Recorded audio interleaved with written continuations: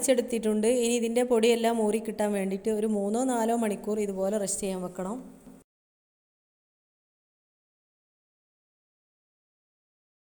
ഇപ്പോൾ ഇത് 4 മണിക്കൂർ കഴിഞ്ഞതിന് ശേഷം പൊടിയെല്ലാം അടിയിൽ ഊറി വന്നിട്ടുണ്ട്. ഇനി ഇതിൻ്റെ മുകളിലെ വെള്ളമൊന്ന് മാറ്റി കൊടുക്കേണ്ടതാണ്.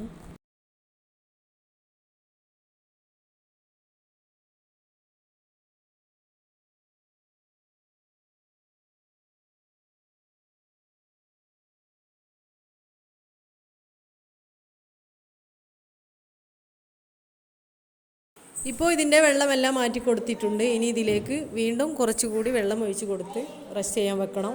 ഇങ്ങനെ ഒരു 5-6 തവണ വെള്ളം മാറ്റി കൊടുക്കുമ്പോഴേക്കും ഇത് വെള്ളം നന്നായിട്ട് തെളിഞ്ഞു വരുന്നതാണ്. വെള്ളം തെളിഞ്ഞു വരുന്നത് വരെ വെള്ളം ഒഴിച്ച് റെസ്റ്റ് ചെയ്ത് വീണ്ടും വെള്ളം ഒഴിച്ച് കൊടുക്കേണ്ടതാണ്.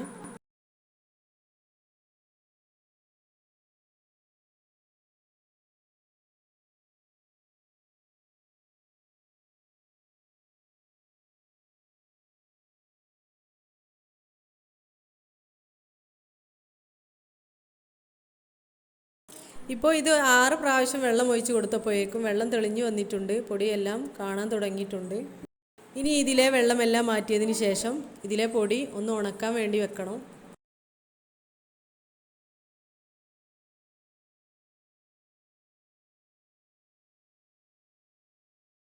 ഇപ്പോൾ ഇതിലെ വെള്ളമെല്ലാം വാർന്നു പോയിട്ടുണ്ട്. ഇനി ഇത് ഉണക്കിയെടുക്കാൻ വേണ്ടിയിട്ട് വലിയൊരു പരന്ന പാത്രത്തിലേക്ക് കോരിയെടുത്ത് പരത്തിയെടുക്കണം.